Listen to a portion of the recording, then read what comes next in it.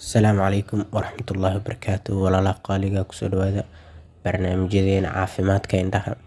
Insha Allah waxaan ka hadlaynaa qalooca indhaha taasoo galaysa isha qaybtan oo sanka.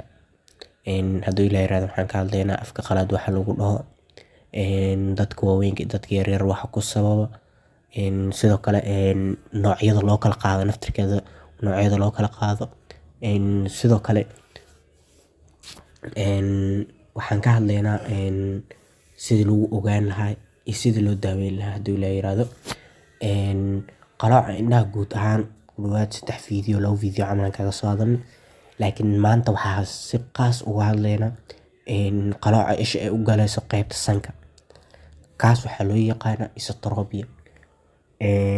Waa mataqaanaa qaloocaasi marka laba loo kala qaado marka. Qaloocaasi inuu yahay mataqaanaa mid qarsoon oo markii hal il ka mid isha markii la daboolo soo muuqana ama xaalado qaarkood soo muuqana. Ama qalooc indhahaasi oo mar walba xaalad walba joogo oo mataqaanaa qofka hortaada joogo, qofka kula sheekeysanayo, qofka oo mataqaanaa wajigaaga fiirina oo ka dareemi karo inay ishaada qaloocan tahay ayna u qaloocan tahay dhanka sanka oo ku dhahayo qofkan weersho ishaada weersho waan.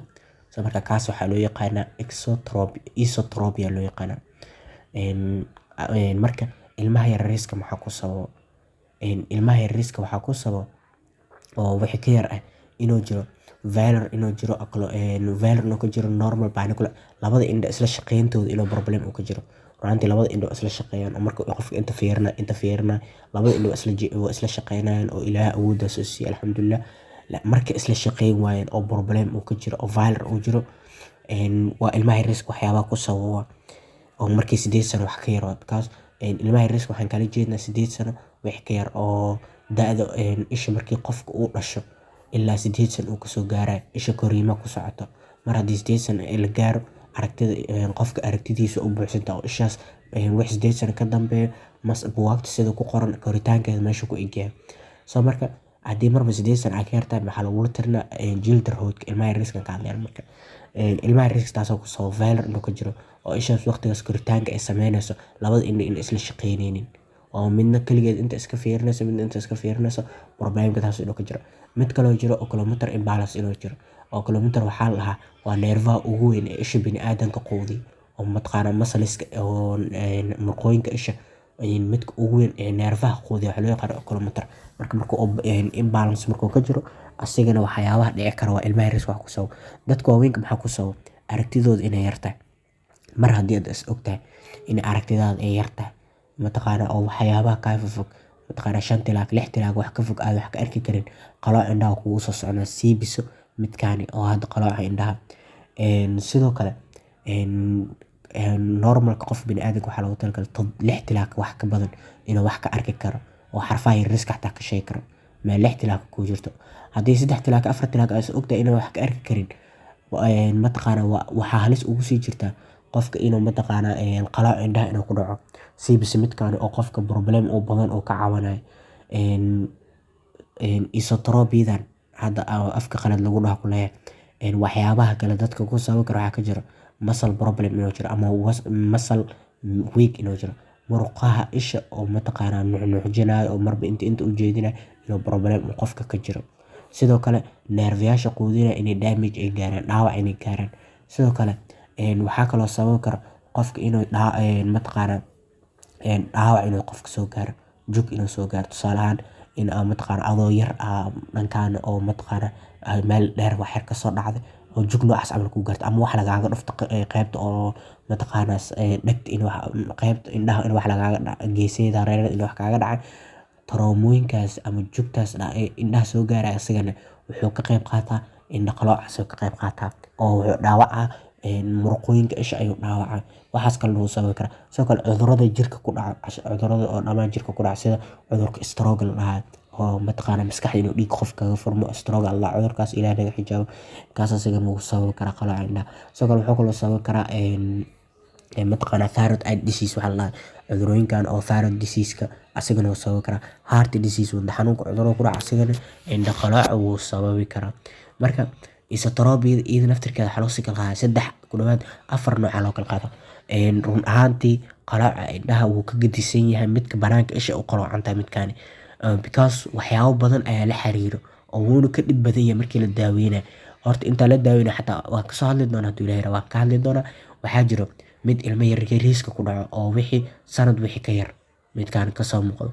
Waxaa loo yaqaanaa infantile esotropia loo yaqaanaa. Waxaa waaye isha inay mataqaanaa large deviation ay sameyso, isha qalooc si weyn inay sameyso. Sidoo kale inay jirto latent nystagmus indhaha qofka inuu nuuxnuuxinayo accommodationkiisana qofka uu normal u yahay. Tan wuxuu soo muuqanaa infantilkan wuxuu soo muuqanaa markuu qofka uu ka yaryahay 1 sano markuu ka yaryahay ayuu soo muuqanaya. Sidoo kale waxaa kaloo jiro accommodative mid midkaan accommodative-ka qofka wuxuu soo muuqdaa wax 1 sano markii ka yar. Mostly waa midka ugu dhib badan markii esotropia laga hadlayo 3 xaalado isla socoto. Accommodation isla socoto, meiosis waxa la dhahaa isla socoto. Accommodation waxaa loo yaqaanaa ama maanta dhan kusoo celcelinaya markaad rabtid wax inaad focus gareysid. Tusaale ahaan mobilkaaga markaa sawir ku aadaysid muxuu sameynaa zoom uu sameynaa waxaasoo clear oo ka dhigaa soo waxaas nadiif uu arko. Sidaas la midna isha way isticmaashaa markii waxaas isticmaalaysa waxaa loo yaqaanaa accommodation si waxaas ay clear u aragto. Marka waxyaabo fog markay clear u aragto marka waxaa loo yaqaanaa accommodation. Mostly xaaladani way isla socdaan marka oo markaa tusaale ahaan wax aad aqrinaysid oo waxaas nadiif ay kugu soo muuqanayaan. Problemka ugu badanba isha gudaheeda u galaysa qofka xataa uma adkeysan karo oo mataqaanaa xanuuna imaanayo. Sidoo kale waxyaabaha kale oo sababi karo waxaa kaloo ka mid noocyada kale aan leenahay waxaa kaloo ka mid sensory esotropia mid la dhahaa. Kan wuxuu ka yaraadaa qofka oo mataqaanaa sensory wuxuu ka dhashaa qofka aragtidiisa oo mataqaanaa 6 tilaak markii la gaaro visual acuity markii laga hadlayo qofka inuu mataqaanaa oo dhibaato uu ka jiro. Sidoo kale inay jirto central scotoma waxa la dhahaa oo mataqaanaa visionka dhinacyada scotoma waxaa qaybta dambe isha oo mataqaanaa visual pathway-ga oo waxaa jiro maskaxda iyo mataqaanaa isha waxyaabo isku xir. Run ahaantii meesha isha dhan laga maamulo oo aan dhahno madaxtooyada isha dhan waa maskaxda oo hadda maanta isha waa kaliya waxa oo mataqaanaa si tusaale ahaan waa camera camal leh oo mataqaanaa laakiin meesha waxaan aad arkaysid inuu qof wax inuu darbi u yahay wax nool inuu yahay wax dhinta inuu yahay waxa ku kala sheegay waa maskaxda oo mataqaanaa isha waa wax kaliya wax lagu arkaaba. Marka waa meesha dhan isha laga maamulayo xataa mataqaanaa inta ay fiiriso mataqaanaa maskaxdaas ayaa maamusha. Sidoo kale waxaa kaloo jira conservative esotropia waxa la dhahaa. Conservative esotropia isa mostly waxay noqotaa markuu qofka mataqaanaa esotropia dhinacaan oo isha banaanka marka u baxda qofka laga daaweyn waayo mataqaanaa soo muuqanaya iidan. Mostly wuxuu dhacaa markii oo qaliinkaas lagu sameeyo qofka wuxuu ka cabanaa wuxuu ka cabanaya qalooc oo isha banaanka u baxayso kadib qaliina lagu sameeyay. Qaliinka kadib markii oo qaliinkaas loo sameeyo haddii zaa'id oo isha loo qalo qalitaankeeda overcorrection lagu sameeyo waxaa dhacaya conservative esotropia midkaan la dhahay waa nooc ka mid marka. Yaa khatar ugu jira marka waxaa khatar ugu jiro dadka oo mataqaanaa oo neurological ahaan maskaxiyan ahaan disorder dadka u sidoo kale waxaa kaloo khatar ugu jiro familiar history inay u tahay. Sidoo kale oo mataqaanaa oo tusaale ahaan genetical ahaan waalidkaaga qaar ka mid familkaaga awoowayaasha qaar ka mid inay hore usoo qabi jireen qalooca indhaha. Sidoo kale examinationska la sameynayo marka tusaale ahaan examinationska la sameynayo baaritaanka waxaa la rabaa qofka horta visionkiisa qofka laga fiirina oo visual acuity-kiisa laga fiirina mataqaanaa muscleska indhaha u wada shaqeynaya la fiirina labada indha u wada shaqeynayana la fiirina kuwaas dhan ayaa la sameynaya intaa mataqaanaa daaweynta intaan la gaarin. Calaamadaha tan ugu dhib badan waxaa qofka markuu near vision adeegsanayo oo mataqaanaa wax uu aqrinayo mataqaanaa double vision oo qofka kasoo muuqanayo oo mataqaanaa problemyada ugu badan waa oo esotropia dadka waaweynka ay la kulmayaan markuu qofku wax uu aqrinayo waxyaabahaas uu aqrinayo inay laba ay la noqdaan. Waa calaamadaha lagu garanayo sidee loo manage garaya marka sidee loo daaweeyaa daawadan daawada marka waxaa loo kala qaadaa laba qaab loo kala qaadaa in ay tahay non surgical treatment inay tahay surgical treatment. Non surgical treatment waxaa loo yaqaanaa intaan qaliinka la gaarin waxyaabo oo lagu daaweeyaa jiro qalooca indhaha. Xaaladaas marka qaliinka markii la gaarina waa xaalad oo mataqaanaa inuu problem uu ka jiro murqaha indhaha inuu problem uu ka jiro. marka non surgical treatmentiga asiga waxaa la sameynaa qofka refractive errorkiisa qofka laga saxaa. Sidoo kale hadduu lacala qofka aragtida dhow oo problem uu ka qabo waxaa la siinaa full correction, aragtidiisa dhan waa la saxaa, refractive errorkiisa la saxaa. Hadduu mataqaanaa divergent exercise waxa la dhahaa loo sameynaa, mataqaanaa orthoptic exercise jiro oo isha lagu daaweynayo asigana waa la sameynaa. Waxaa kaloo lagu sameynaa ookiyaalo oo prism out ayaa qofka loo sameynaa. Intaas dhan waxaa lagu daaweeyaa hadduu lacala oo mataqaanaa xaalado kale uu jiro amblyopia camal haddii jirto oo lazy eye haddii jirto isha lazy ay tahay ayadana waa laga daaweynaa. Lazy eye-da iyo indho qalooca labay kala yihiin, waa laba xaalad ay kala yihiin, labadaba waa kasoo kala hadalna.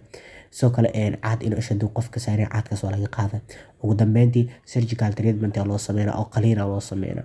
Qaliinkaas asiga markii la sameynaa asigana waxaa qofka mataqaanaa murqooyinkiisa isha qofka iyo diplopia hadduu jiro waxaas dhan qofka laga daaweynaa. Tusaale ahaan hadduu muruqaasi uu yaryahay muruqaas in lasoo dheereeyo, hadduu gaabiyo hadduu dheer yahay in mataqaanaa lasoo gaabiyo surgicalka saas ayaa loo sameynaa. Muruqaas lagu sameynaa. Waa idinkaga mahadcelinaa daawashada videogan. Waxaan ka hadlaynaa qalooca indhaha ee isha usoo qaloocsmayso qaybta sanka ah. Video noocan mid lamid ah oo indho qalooca ku saabsan inta ku kulmi doono. Sidaas amaan. Assalaamu calaykum waraxmatullahi wabarakaatuh. Qofkii su'aal iyo barnaamij qabana dhanka commentiga noo reebo. Assalaamu calaykum waraxmatullahi wabarakaatuh.